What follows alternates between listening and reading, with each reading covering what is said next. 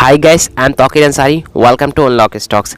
Guys, आज हम जानेंगे इन्वेस्टिंग के 6 रूल्स कि क्या वो 6 रूल्स होते हैं जो कि एक बिगिनर के लिए बहुत इंपॉर्टेंट है। अगर आप यह वीडियो देख रहे हैं और आप एक बिगिनर हैं जिन्होंने रिसेंटली इन्वेस्टिंग के बारे में जाना है, तो आपके लिए इस वीडियो में एक बोनस टिप्स भी है जो कि आपकी काफ़ी हेल्प करेगी एक सही स्टॉक चूज़ करने में। तो बने रहिए हमारे साथ। हम आते हैं अपने फर्स्ट रूल्स पर, जो कि है by the shares at low valuation. मतलब हम फंडामेंटल एनालिसिस करने के बाद कंपनी की जितनी वैल्यूएशन निकालते हैं, हमें उससे भी कम दामों में वो शेयर्स खरीदना चाहिए, ताकि फंडामेंटल एनालिसिस करने में कुछ मिस्टेक भी हो जाए तब भी हमारा बहुत ज़्यादा लॉस ना हो। और दूसरे सिनेरियो की अगर हम बात करें तो हमें इसलिए भी लो वैल्यूएशन पर शेयर खरीदना चाहिए, क्योंकि हम कंपनी का जो भी डेटा किसी वेबसाइट जैसे मनी कंट्रोल या स्क्रीनर से निकाल कर कंपनी का वैल्यूएशन करते हैं, वो 100% एक्यूरेट नहीं होता है, क्योंकि कंपनी के अंदर क्या चल रहा है ये कोई नहीं जानता है। इसीलिए हमें इस कॉन्सेप्ट को ज़रूर फॉलो करना चाहिए ताकि हम रिस्क से बच सकें और अपनी इन्वेस्टमेंट को और सिक्योर कर सकें। और यह कॉन्सेप्ट बिल्कुल मार्जिन ऑफ सेफ्टी जैसा है, जो कि द इंटेलिजेंट इन्वेस्टर में चैप्टर नंबर 20 में बताया गया है, वॉरेन बफेट के गुरु बेंजामिन ग्राहम के द्वारा। और मार्जिन ऑफ सेफ्टी पर मैंने एक सेपरेट वीडियो बनाया है जो कि आप मेरी प्लेलिस्ट में जाकर देख सकते हैं और इस कॉन्सेप्ट को डिटेल में अच्छी तरह समझ सकते हैं। और अब हम बात कर लेते हैं अपने सेकेंड रूल्स की, जो कि है फ्यूचर ग्रोथ ऑफ बिज़नेस। और गाइस, यह रूल्स काफ़ी इम्पॉर्टेंट है। चाहे हम किसी भी कंपनी का शेयर ले रहे हैं, हमें उस कंपनी के बिज़नेस की फ्यूचर ग्रोथ ज़रूर देखनी चाहिए और future growth oriented stock choose करना चाहिए, ताकि वह फ्यूचर में मल्टी बैगर्स बन सके। और गाइस, बिज़नेस की फ्यूचर ग्रोथ को एक एग्जांपल से समझ लेते हैं। मान लीजिए एक तरफ बिज़नेस ए है जो कि टीवी का प्रोडक्शन कर रहा है, और दूसरी तरफ बिज़नेस बी है जो कि एलईडी बनाता है और एलसीडी बनाता है, और लगातार वह बिज़नेस अपग्रेड हो रहा है टाइम के साथ और लोगों के डिफरेंट टाइप्स ऑफ चॉइस के साथ। तो आपको क्या लगता है इन दोनों बिज़नेस में किसकी फ्यूचर ग्रोथ ज़्यादा है? तो यहाँ पर जाहिर सी बात है कि बिज़नेस बी की फ्यूचर ग्रोथ अच्छी है, और बिज़नेस ए हो सकता है फ्यूचर में बिल्कुल ही आउटडेटेड हो जाए, क्योंकि फ्यूचर में टीवी कोई नहीं देखना चाहेगा। और शेयर मार्केट में बिज़नेस की फ्यूचर ग्रोथ बहुत ज़्यादा इम्पॉर्टेंट है, क्योंकि वहाँ पर हम किसी शेयर को यही देखकर सेलेक्ट करते हैं कि बिज़नेस की फ्यूचर ग्रोथ आने वाले 5-10 सालों में क्या रहेगी और यह शेयर आने वाले समय में कितना रिटर्न दे सकता है। और अब गाइस, हम आते हैं इन्वेस्टिंग के थर्ड रूल पर, जो कि है first understand the business then invest. Guys, यह रूल बहुत इंपॉर्टेंट है, हमें ध्यान में रखना चाहिए, क्योंकि हम जब बिगिनर होते हैं तब बहुत एंथुसियास्टिक होते हैं और ज़्यादा से ज़्यादा प्रॉफिट कमाना चाहते हैं, और हम फटाफट शेयर सेलेक्ट कर लेते हैं बिना उस बिज़नेस के बारे में समझे कि वो बिज़नेस क्या है, उसकी फ्यूचर ग्रोथ क्या है। तो ये कुछ बेसिक चीज़ें हैं जो हमें एक बार ज़रूर चेक करनी चाहिए किसी भी स्टॉक में इन्वेस्ट करने से पहले, ताकि हम रिस्क से बच सकें।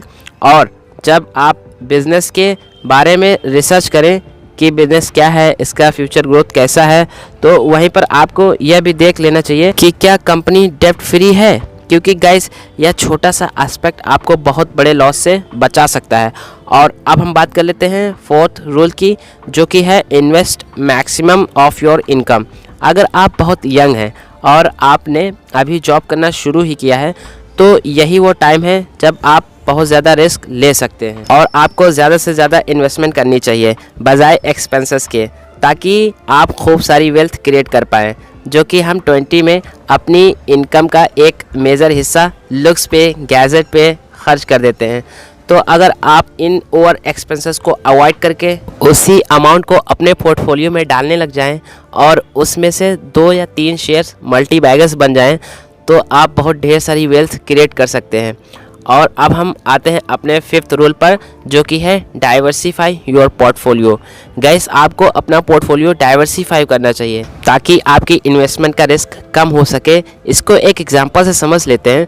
मान लीजिए आपने अपने पोर्टफोलियो में 1 लाख के शेयर रखे हैं, तो यहाँ पर आपको अपने पोर्टफोलियो को 4 अलग अलग सेक्टर की कंपनीज में डिवाइड कर लेना चाहिए, और हर सेक्टर में 25,000 इन्वेस्ट करना चाहिए, ताकि अगर पार्टिकुलर किसी एक सेक्टर में कोई प्रॉब्लम आ जाए फिर भी आपका 75 पोर्टफोलियो सेफ रहे, जिससे कि आपकी सारी इन्वेस्टमेंट ना डूबे। और गाइस, एक सेक्टर में हमें एक ही कंपनीज के शेयर्स नहीं चूज़ करने चाहिए, बल्कि उस सेक्टर की 5 कंपनीज के शेयर्स चूज़ करने चाहिए, ताकि पार्टिकुलर किसी कंपनी में कोई प्रॉब्लम आए तो उस सेक्टर के कैपिटल का पूरा पैसा न डूबे। और इस हिसाब से हमें 1 लाख में लगभग 20 के आसपास शेयर रखने चाहिए।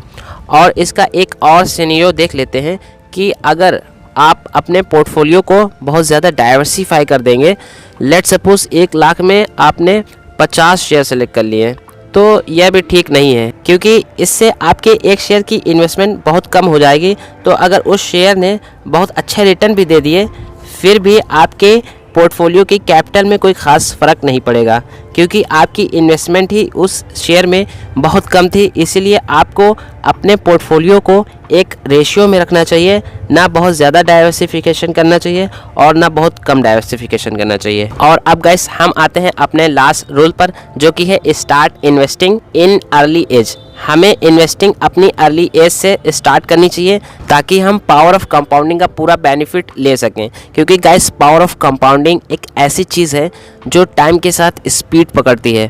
और आइंस्टीन ने पावर ऑफ कंपाउंडिंग को 8th wonder of the world कहा है। और आप प्रैक्टिकली यह चीज़ देख सकते हैं।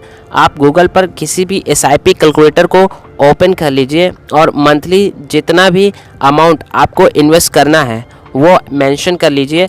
15% का एवरेज रिटर्न ले लीजिए और पहले 30 इयर्स पर एक्सपेक्टेड रिटर्न देखिए और फिर 40 इयर्स पर। तब आप दोनों आंकड़ों में काफ़ी बड़ा डिफरेंस देखेंगे और यहाँ पावर ऑफ कंपाउंडिंग काम कर रही है। और गैस, जैसा कि वीडियो के स्टार्टिंग में मैंने आपको एक बोनस टिप्स देने का प्रॉमिस किया था, तो वह बोनस टिप्स यह है कि आपको किसी भी कंपनी में इन्वेस्ट करने से पहले उस कंपनी की एनुअल रिपोर्ट ज़रूर पढ़नी चाहिए, जिससे आपको उस कंपनी के बारे में और उसके बिज़नेस के बारे में और क्लियर पिक्चर मिल पाए। और एक एनुअल रिपोर्ट लगभग 150 या 200 पेज तक होती है। तो अगर आप पूरी एनुअल रिपोर्ट नहीं पढ़ सकते हैं, तो आपको एनुअल रिपोर्ट का कॉर्पोरेट एक्शन वाला सेक्शन ज़रूर पढ़ना चाहिए, ताकि आपको कंपनी के बिज़नेस की स्ट्रेटजी समझ आ सके कि कंपनी का गोल क्या है और अगले कुछ सालों में कंपनी अपने बिज़नेस को कैसे एक्सपैंड करने वाली है। और गाइस, एनुअल रिपोर्ट आपको किसी भी कंपनी की इंटरनेट पर आसानी से मिल जाएगी। और अगर आपने ऐसी 100 अलग अलग बिज़नेस की एनुअल रिपोर्ट पढ़ ली, तो आपको लगभग सारे ही बिज़नेस समझ आ जाएंगे और आप एक अच्छे इन्वेस्टर बन पाएंगे। तो गाइस, आज के लिए इतना ही। हम मिलेंगे नेक्स्ट वीडियो में फिर से। सब्सक्राइब करिए हमारे चैनल को और बेल आइकन को प्रेस करिए, ताकि ऐसी इन्फॉर्मेटिव वीडियोस आपको मिलती रहें। Thanks for watching.